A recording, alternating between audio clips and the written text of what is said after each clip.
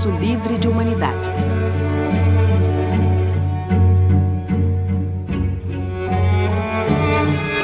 Módulo 1. Filosofia. Filosofia política contemporânea. O utilitarismo, o projeto de construir uma ética racional.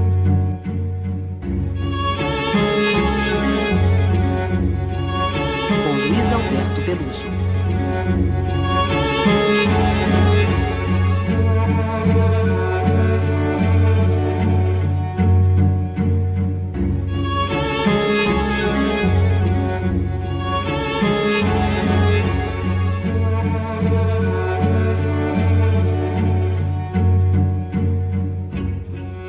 Vocês vão perceber, pela palestra que eu vou apresentar, é que o utilitarismo, apesar de ser uma corrente de pensamento extremamente importante, extremamente relevante,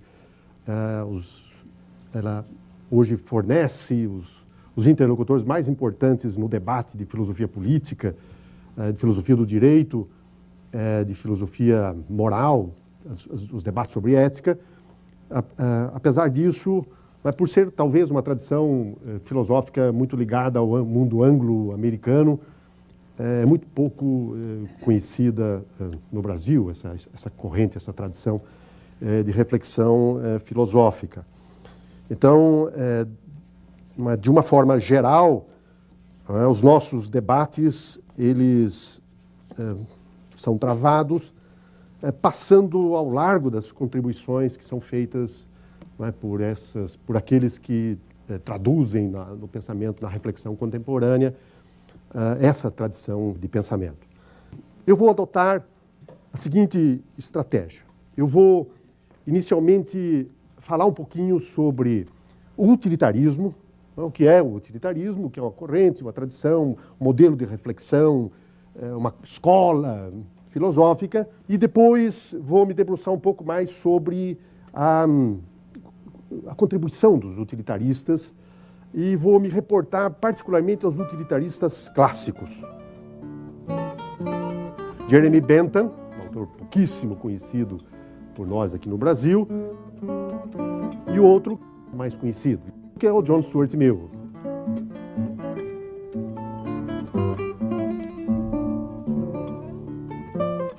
Eu gostaria então de mostrar para vocês como é que os utilitaristas participam do debate contemporâneo sobre filosofia política.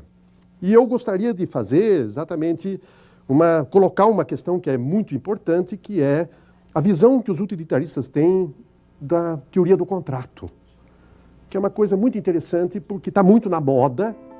Presume-se que basta nós encontrarmos as condições que tornam possíveis a elaboração do contrato.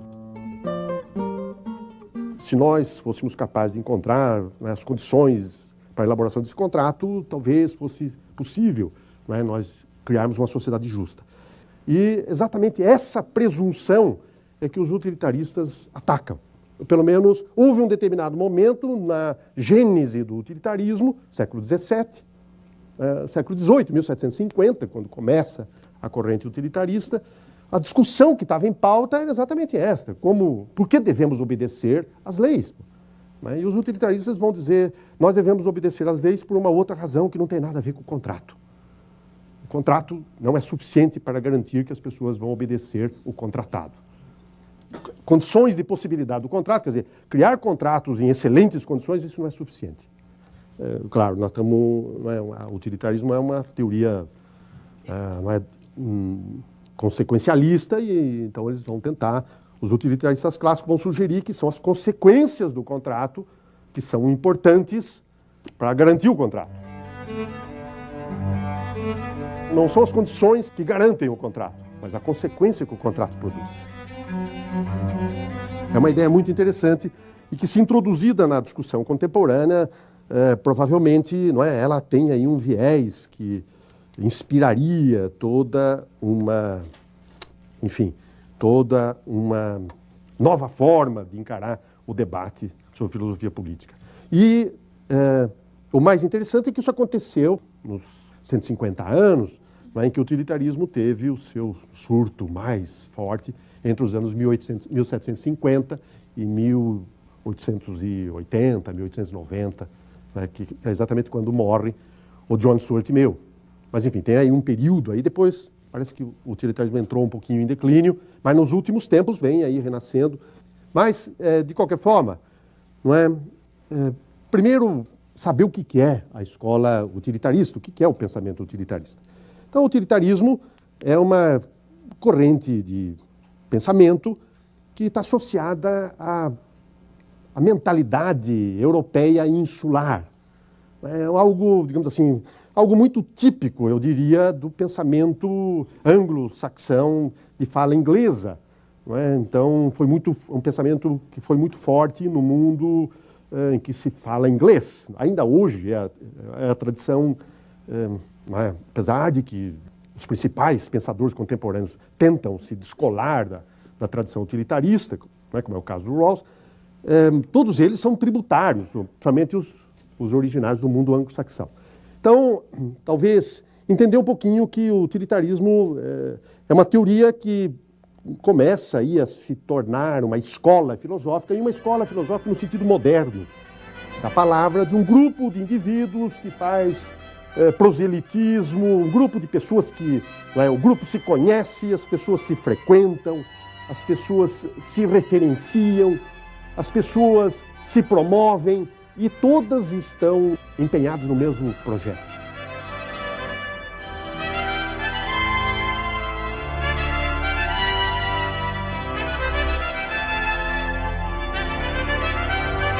E isso tudo acontece, em torno de uma figura, uma figura, digamos assim, meio carismática, que é a figura excêntrica, para usar uma expressão britânica, a figura excêntrica do Jeremy Bentham, um camarada que deixou um acervo de coisas escritas, um acervo enorme, são cerca de 70 mil folhas de papel manuscrito, produzidas nos 84 anos em que ele viveu, entre 1748 e 1832.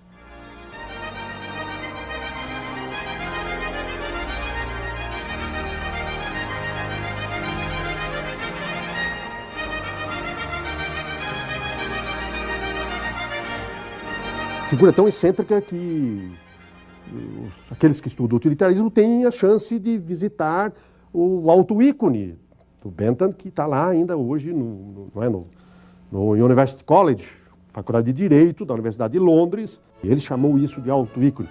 Isto aqui é o corpo embalsamado do próprio.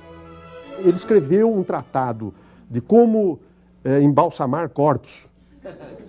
Escreveu um tratado, ele estudou a técnica dos maoris de head shrinking, fazer encolhimento de cabeça, estudou aquela técnica e a partir dos princípios da técnica de encolhimento de cabeça, ele então escreveu um manual sobre como embalsamar corpos. E então depois doou o corpo dele para a universidade, para que fosse dissecado pelos estudantes. Nós estamos lá na universidade no final da Idade Média, então onde a dissecação era vilipêndio. Dissecação de corpos era vilipêndio. O cara era condenado à morte e à dissecação. Nós tivemos Tiradentes aqui no Brasil. Quer dizer, então a ideia era que dissecar uma pessoa era vilipêndio. Como é que a universidade avançava? Então o Bentham, um dos fundadores da Universidade de Londres, doou o próprio corpo. Quer dizer, o que revela vocês estão vendo a mentalidade de tornar útil os seus próprios despojos. Enfim, de qualquer forma, se vocês tiverem oportunidade, está lá hoje num corredor, no fundo do corredor da Faculdade de Direito da Universidade de Londres, está lá o ícone, o alto ícone. E nós, os estudiosos do utilitarismo, vamos lá e ficamos embevecidos. E ele fez isso de propósito, pensando exatamente nisso. Você pode ter chance de ler no testamento dele, que está ao lado, a página do testamento dele que está ao lado, dizendo como é que ele gostaria de ser vestido, como é que ele gostaria de ser embalsamado, etc. e tal, e que e gostaria de ser lembrado por aqueles que no futuro viessem a estudar o utilitarismo. E tem até uma história que, como fundador da Universidade de Londres, ele gostaria de continuar participando do conselho universitário,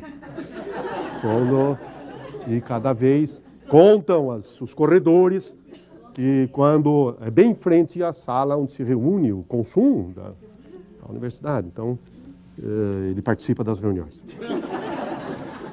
De qualquer forma, não é? Então, este pensador, não é, que teria sido o eixo, uma espécie de líder em torno do qual vai se construir essa escola de reflexão. Vejam, a escola no sentido moderno, que agora, né, se tornou moderno, fazer proselitismo, as pessoas conquistarem, não é? Enfim, mas no mundo anglo-americano é a primeira vez que aparece. Nós tivemos grandes pensadores do mundo anglo-americano anteriores a Bentham, não é? Mas eram todas figuras isoladas, como em geral são, não é? Os filósofos clássicos, não é? Talvez exceção da academia grega. Mas, enfim, de qualquer forma, o sentido moderno de escola, de um grupo que se conhece, frequenta, milita, como hoje você tem a escola de Frankfurt, quando você tem o Círculo de Viena, né? Essas escolas, no sentido moderno, a escola utilitarista parece que foi uma das primeiras, é uma novidade, teria sido uma novidade no mundo anglo-americano. Mas, de qualquer forma, essa escola vem aí, não é, num ambiente do iluminismo.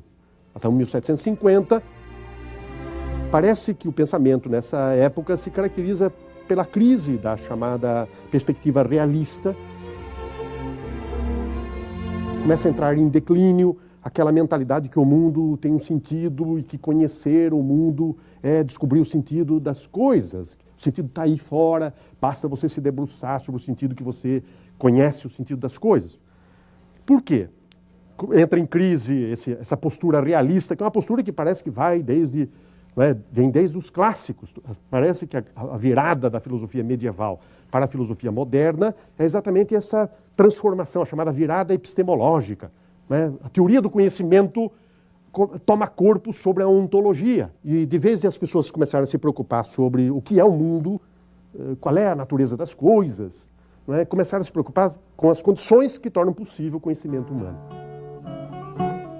O tema prevalecente deixa de ser a ontologia e passa a ser a teoria do conhecimento, a epistemologia.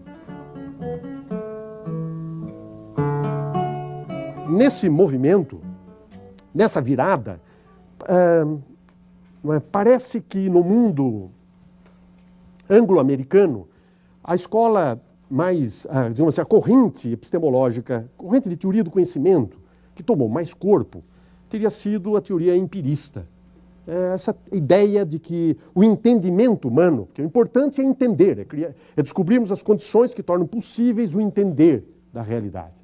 E os anglo-americanos, não é, vão se aprimorar, digamos assim, se aperfeiçoar na tese que o entendimento do mundo pode ser alcançado através de uma racionalidade empírica. Uma racionalidade, portanto, que tem um certo conjunto de características, diferente de outras racionalidades.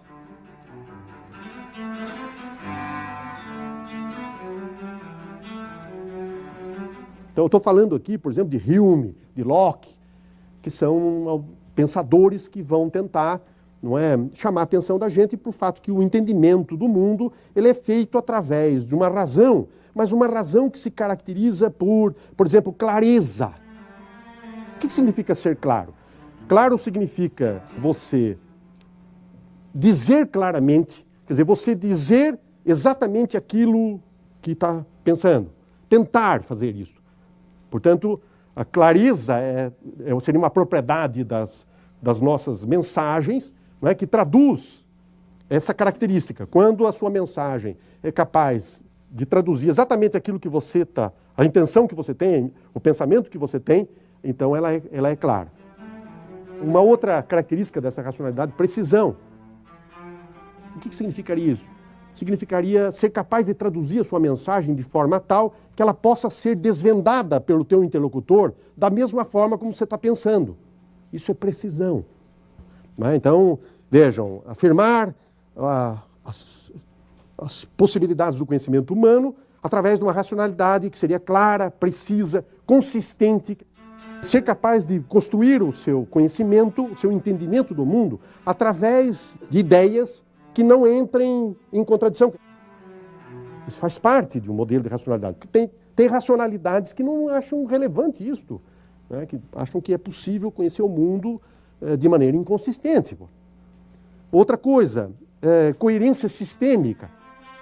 Então, ser capaz de construir um conjunto sistemático de ideias aonde exista uma espécie de hierarquia.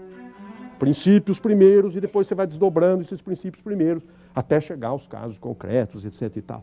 E, finalmente, né, até mesmo eles chegam a falar no controle empírico. Vejam, a ideia de controle experimental. O que eu estou tentando mostrar para vocês? Há um modelo de racionalidade ao qual está ligado, a tradição utilitarista.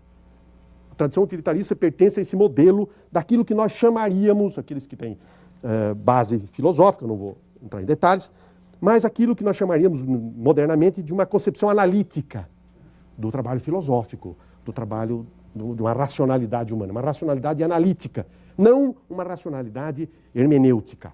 Deixa eu só fazer uma rápida distinção. Uma racionalidade precisa, clara, e não uma racionalidade compreensiva, abrangente, ok? O utilitarista não está interessado em ser compreensivo. Ele não está interessado em, digamos assim, falar sobre tudo. Ele está interessado em falar claramente algumas coisas. Então vocês percebem que nesse meu quadro histórico, que eu estou desenhando aqui de uma maneira muito rascunhada, não é? A característica principal digamos assim, dessa mentalidade dentro da qual vai aparecer o utilitarismo é exatamente a mentalidade iluminista.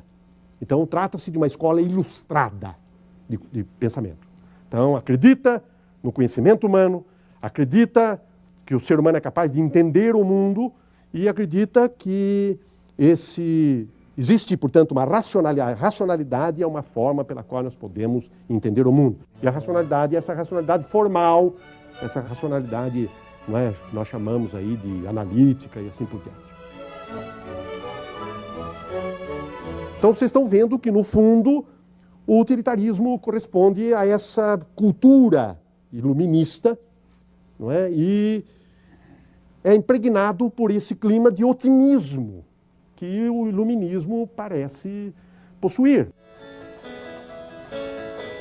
Esse entusiasmo com o mundo, esse entusiasmo com as possibilidades do conhecimento humano e esse entusiasmo com, digamos assim, a vida.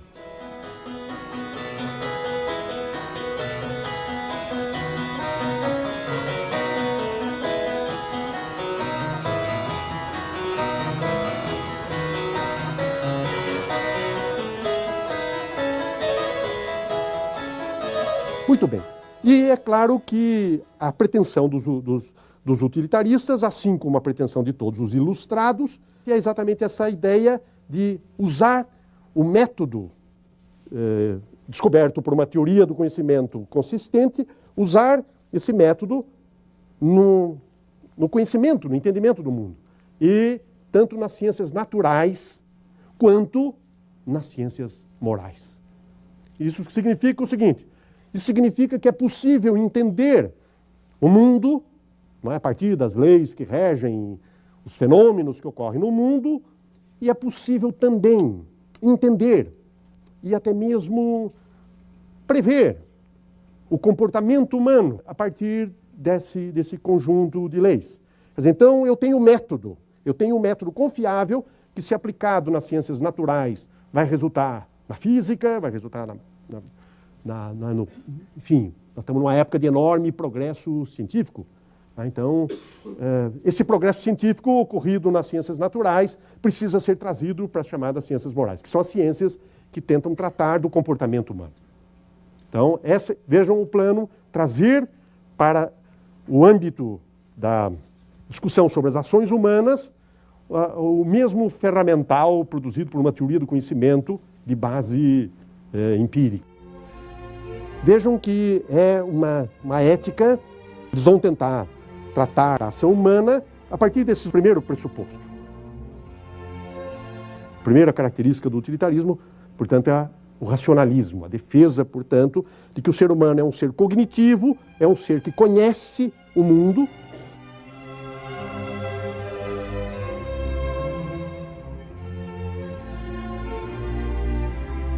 Nós somos seres que dispomos dessa possibilidade de fazermos representações do mundo e trabalharmos com essas representações, e o trabalho que nós fazemos com essas representações é um trabalho extremamente profícuo, fértil.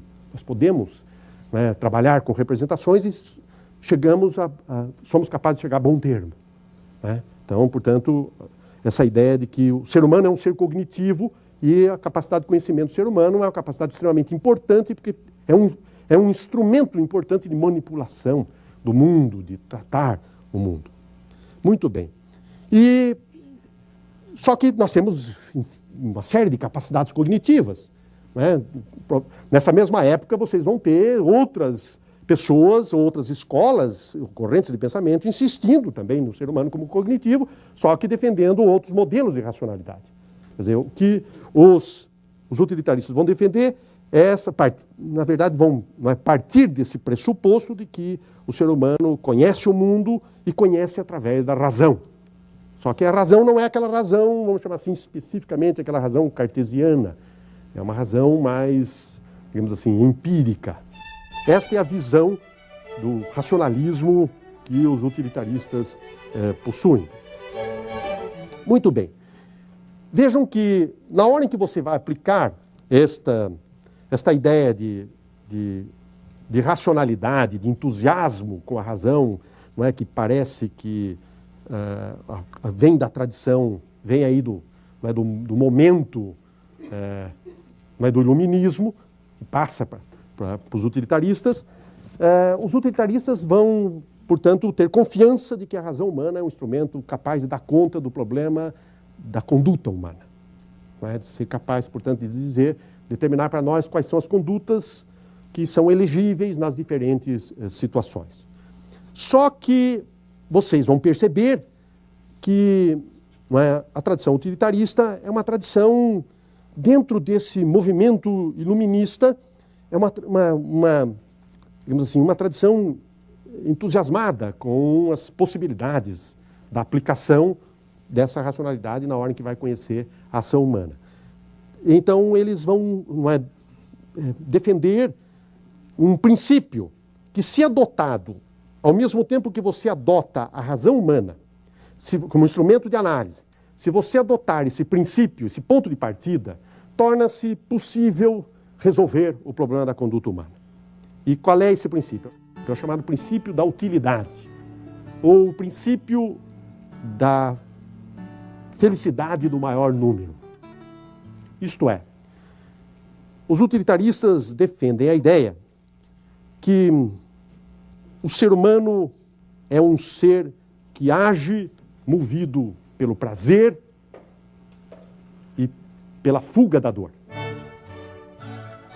A busca do prazer e a fuga da dor são os dois mecanismos que controlam as ações humanas.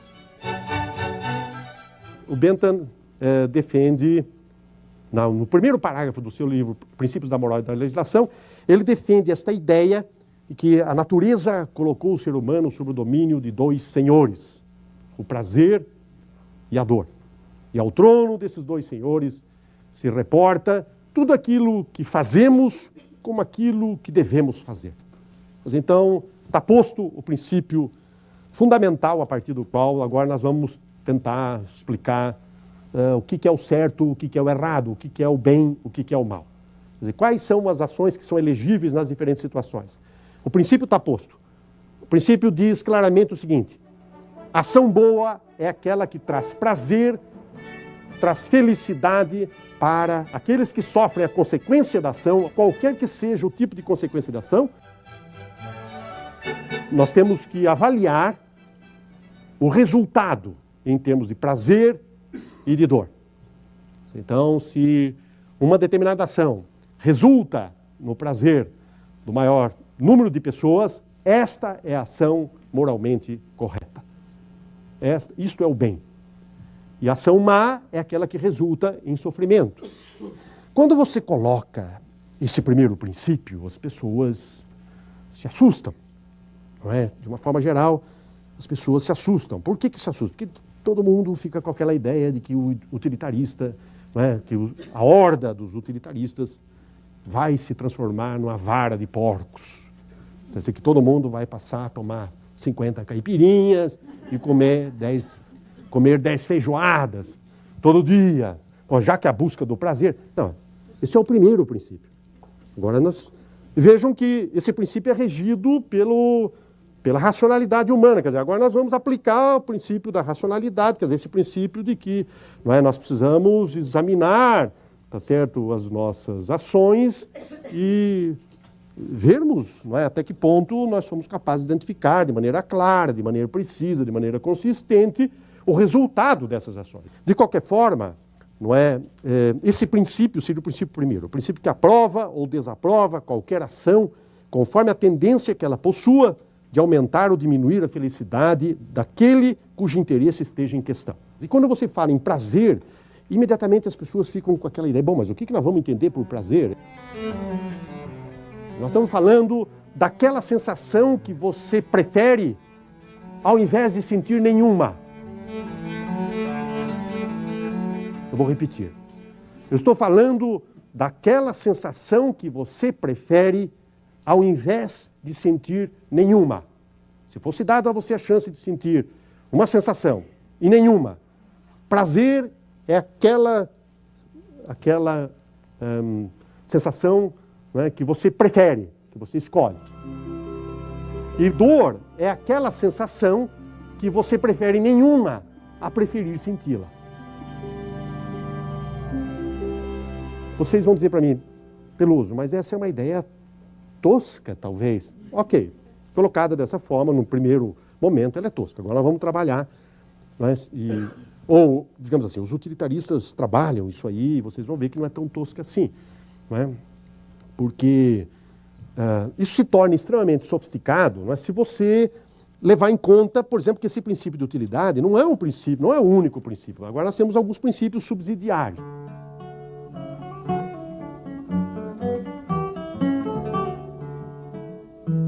Princípios são pontos de partida.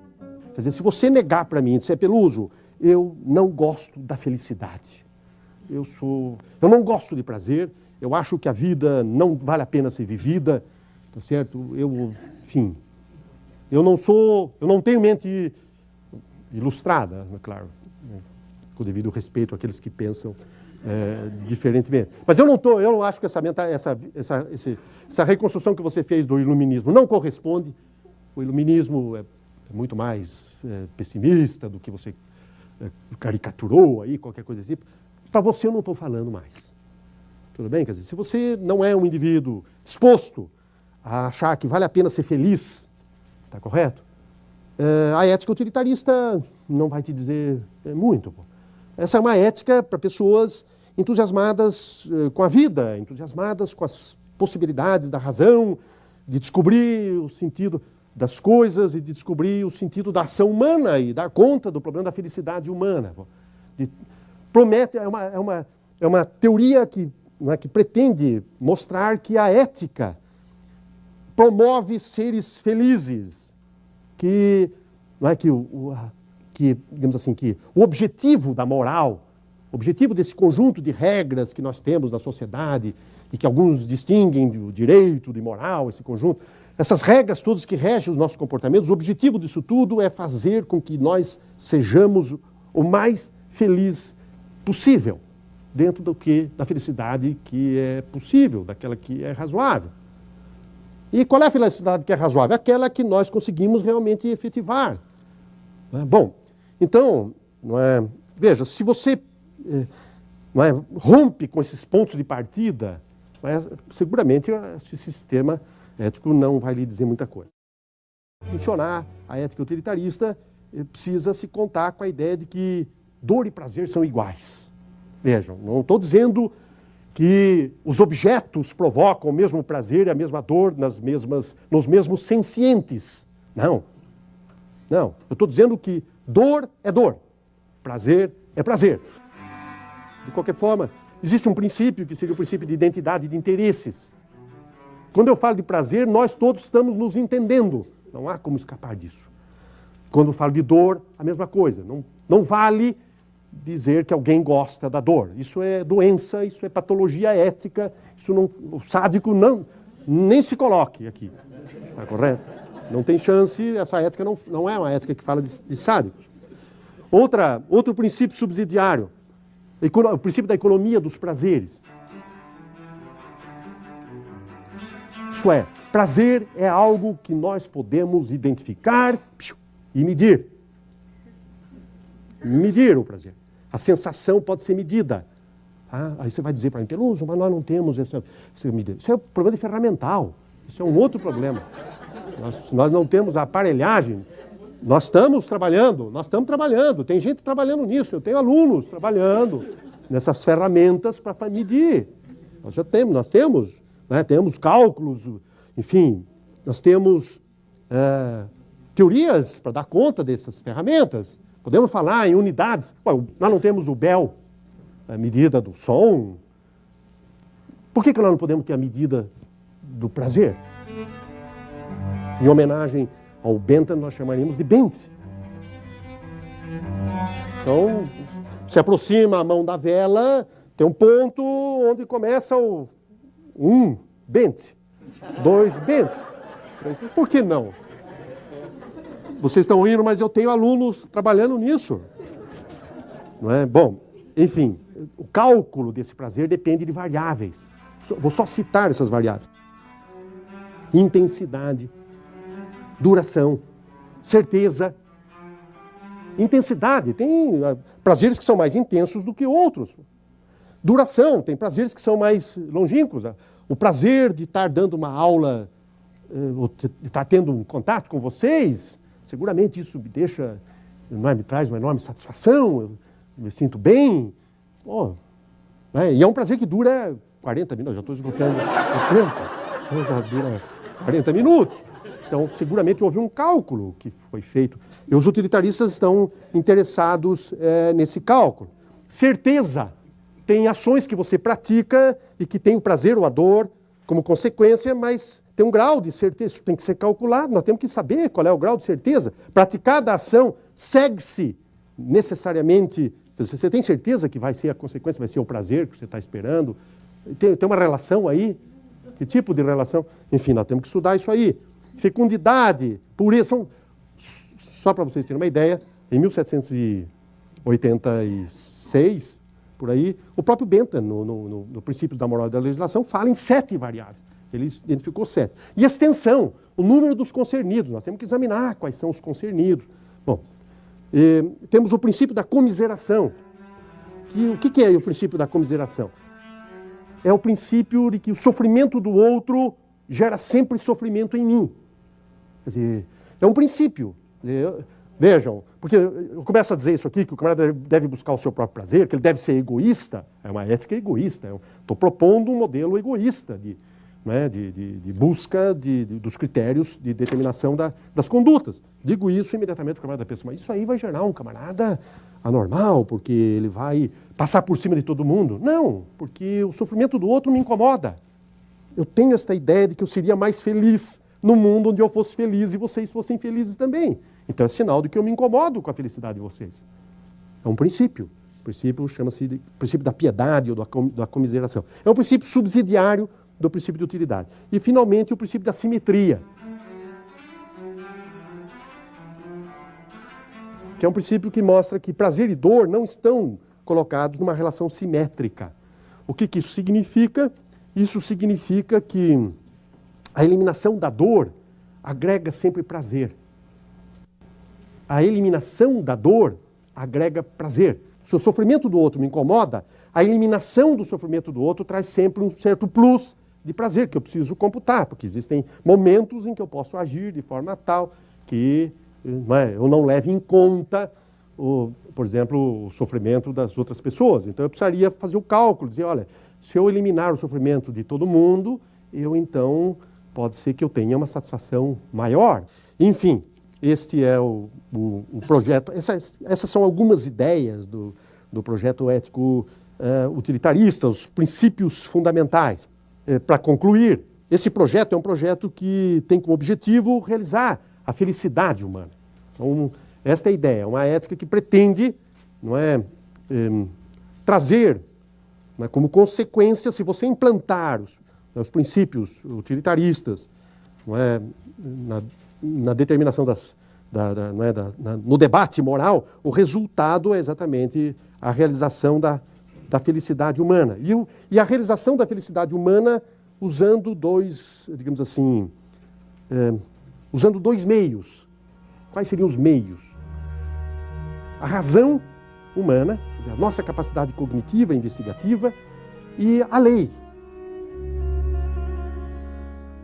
A lei nada mais vai ser do que a tradução, não é, desse exame que a minha razão vai fazer das diferentes situações, identificando quais são as regras de conduta, quais são as condutas no primeiro momento e depois quais são as regras que prescrevem as condutas que vão me fazer um indivíduo mais feliz.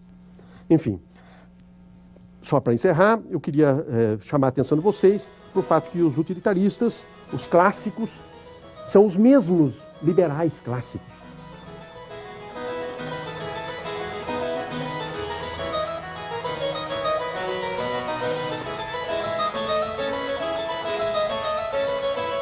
É por isso que talvez o utilitarismo seja, digamos assim, uma teoria que as pessoas adoram odiar, porque os utilitaristas são os próprios liberais clássicos.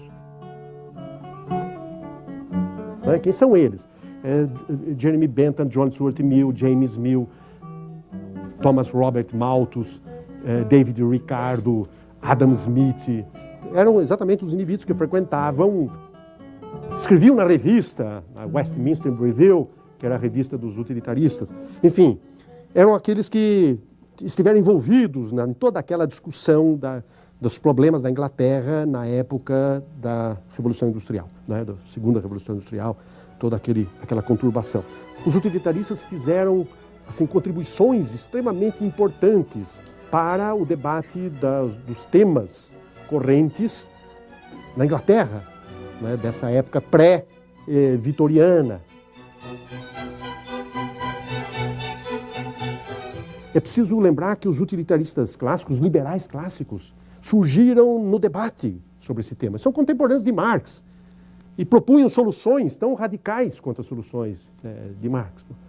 Então, por exemplo, o John Stuart Mill foi parlamentar. Chegou um filósofo que se candidatou ao parlamento para poder defender as leis que ele julgava que eram as leis reflexo da aplicação da razão humana no âmbito da legislação. Só a título de curiosidade, o Bentham, esse autor chamado Jeremy Bentham, foi o autor do primeiro projeto previdenciário que se tem notícia na história da humanidade. Chamava-se National Charity Company. Ele criou um INSS, criou um serviço previdenciário para os pobres. É claro que os pobres seriam recolhidos, né? Quem já leu alguma coisa a respeito disso sabe do que eu estou falando. De qualquer forma, o plano previdenciário, quer dizer, todo um processo de racionalização no cuidado com os pobres, haveria até mesmo a criação de um banco para cuidar do dinheiro, que os pobres seriam recolhidos, seriam tratados em working house, casas de trabalho. O que eu estou tentando sugerir? Que eles foram indivíduos extremamente participantes do debate contemporâneo. E, então, quem são os utilitaristas atuais? Bom, alguns são confessos, outros não são tão confessos assim.